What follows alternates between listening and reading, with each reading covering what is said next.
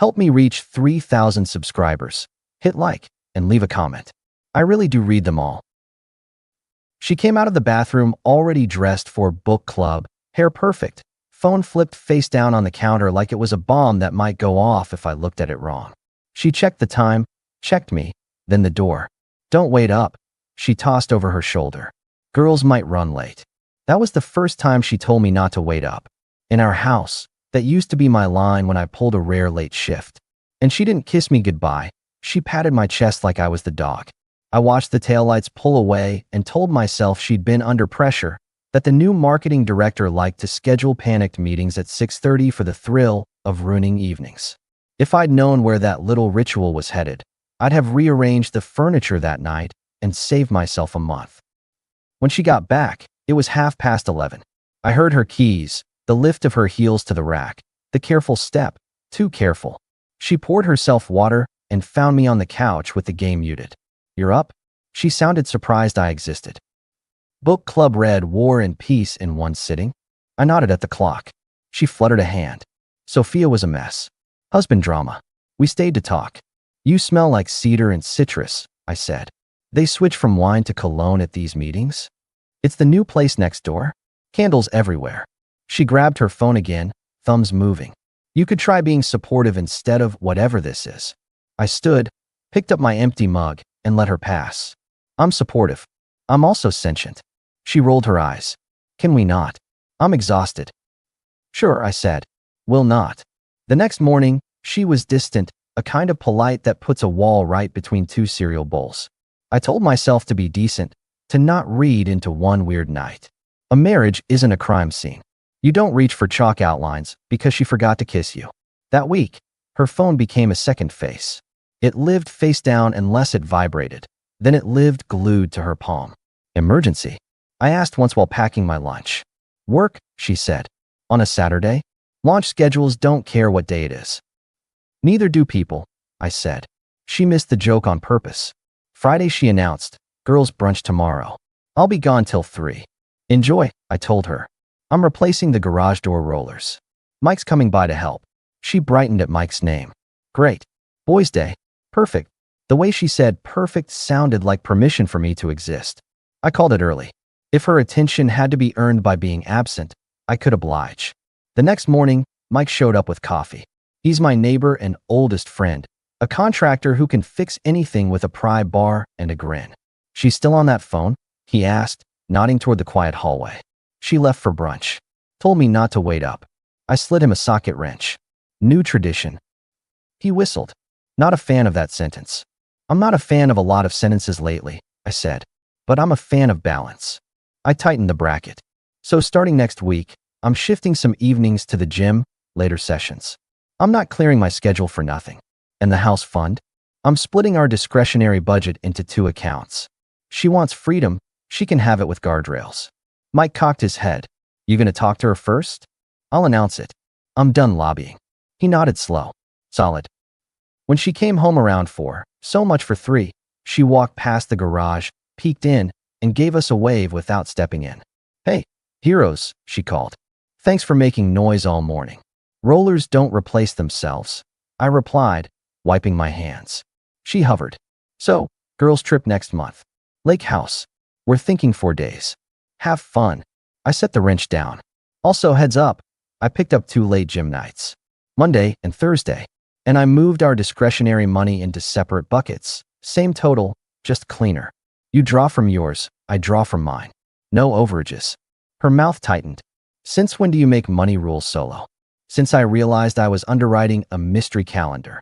I didn't raise my voice. Transparency is respect. She snapped a smile over the top of a frown. It's cute you think that word makes you a philosopher. Cute is not what I aim for, I answered. Clear is enough. She stepped back, phone vibrated, her eyes dropped. We'll talk later, she said, already elsewhere. We just did, I muttered to the socket set. Sunday, she tried a different tone. She brought me a sandwich to my workshop at lunch, set it next to the drill like a peace offering. Turkey, no mustard, she said. I remember. I leaned back from the workbench. Thanks. She tucked hair behind her ear. I know I've been scattered. Works a lot. I'm not trying to make you feel second. I nodded. I'm not looking to be first in your calendar. I'm looking to be first in my own. That doesn't even mean anything, she said, smile brittle. It means I don't chase, I replied. Take the time you need. I'll take mine. We'll see who we are when we're not scheduling each other. She chewed that, then reached for my shirt like she might step closer. Her phone hummed. She checked it, withdrew her hand. Rain check, she said, lighter now, almost playful. Tonight, maybe. Maybe, I said. I didn't move to close the gap. I let the sandwich sit there for a full minute before I took a bite. Good sandwich. Sweet tactic. Wednesday night. She announced coffee with the girls at 7. I was supposed to nod and stay in my lane. Instead, I asked a basic question. Which place? She blinked. Why? So I know where to send a tow truck if you hit a nail on the way out. I smiled so it read as a half joke. She named a cafe across town. I knew it. Big chalkboard menu, pumpkin everything in fall. She added, we might walk after. Don't wait up. The phrase again, casual as weather. I looked down at the payroll portal open on my laptop. I'd already routed my direct deposit entirely to my personal account. The joint would get manual transfers. No more slush. Okay, I said. I've got emails. When she left, I let 10 minutes pass, changed into a dark hoodie, and took the pickup. I didn't want drama. I wanted data. Doubt wears you down. Reality ends it. The cafe lot was mostly empty. It closes at 8 on weeknights. Her car wasn't there. I parked a block away and waited. She didn't show. I drove a slow circle, then another. She hadn't gone to the cafe. I pinged Mike, out. He replied, need a second set of eyes? Meet me by Dayton Street. He pulled up 10 minutes later, cut his engine, slid into my passenger seat with a ridiculous ball cap down low. This is either a bad movie or a useful afternoon, he said. Useful, I answered. I'm done with movies. We saw her car glide past and slip into the lot of a neighborhood restaurant downtown with dim lighting and an outdoor patio. The kind of place that sells mood by the pound. She parked, checked her face in the mirror, and walked in adjusting her blouse like it needed to impress someone who wasn't me. Mike didn't say anything. He didn't have to. We took a table in the corner of the bar, ordered 2 waters, and watched. She didn't meet girls. She met a stranger in a pressed shirt, mid-40s, expensive watch. He stood to hug her, close, like they practiced. They sat in a booth, not by the window, not in the center. The spot you pick when you don't want to wave at neighbors. I felt the flick I get when I've been right all along, but didn't want the trophy. Not surprise. Confirmation. You good? Mike asked quietly. Better than blind, I said. The server set down cocktails. She laughed at something the guy said and leaned in with both elbows on the table, chin in her hand. Different smile.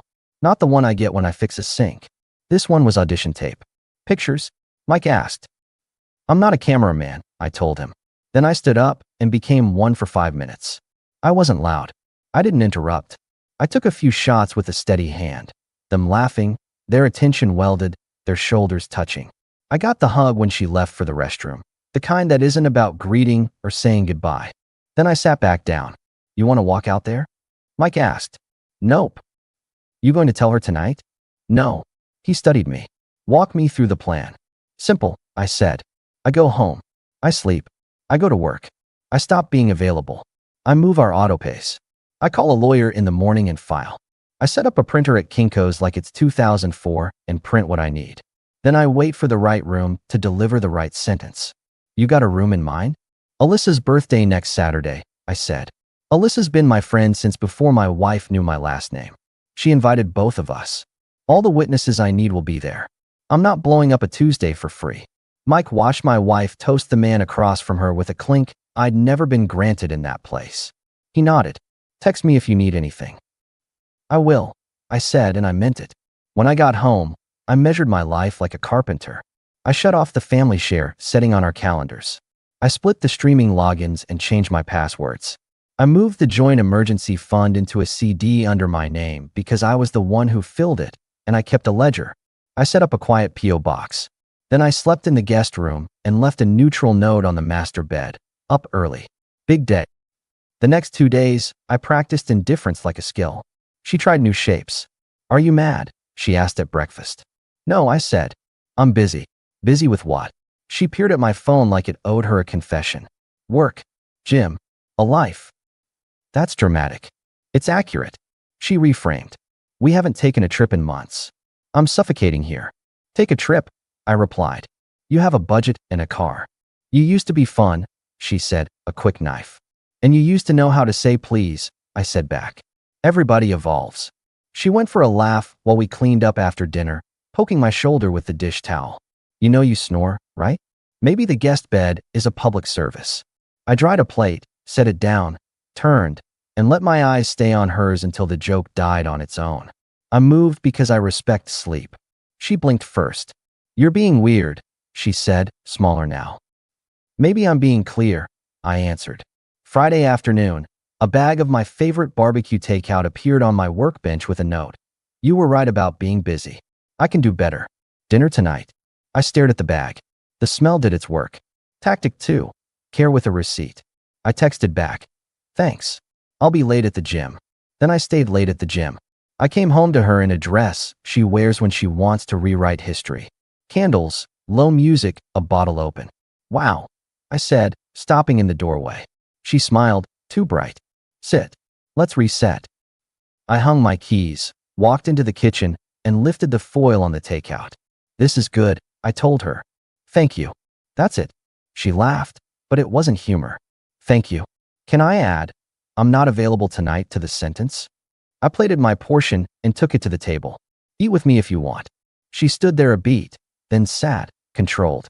You're punishing me. I don't do punishments, I said. I do schedules. She pushed her food around.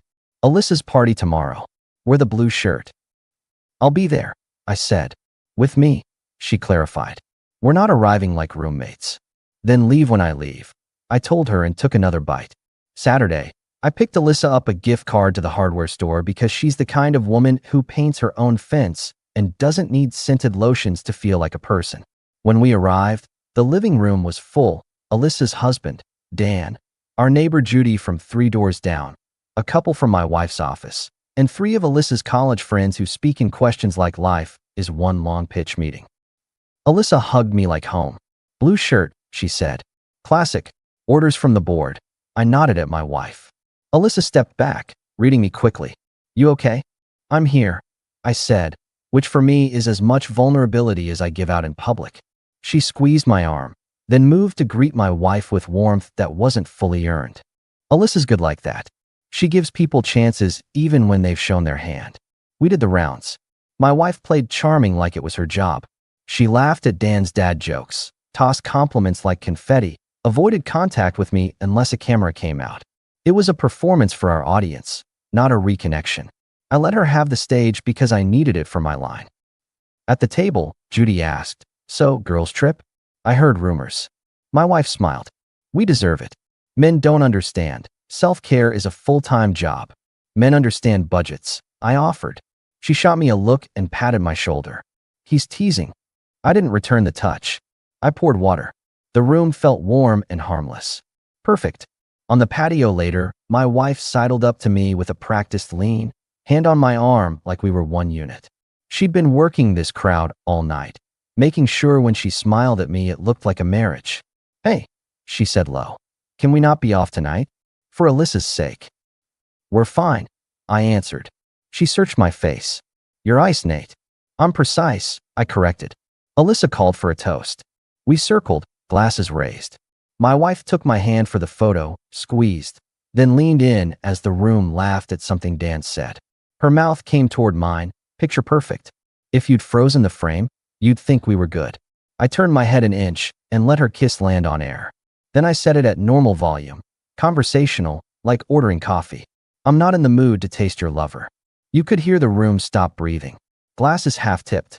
Alyssa's eyes went wide. Dan caught his glass before it fell. My wife froze, then did a frantic little laugh. What?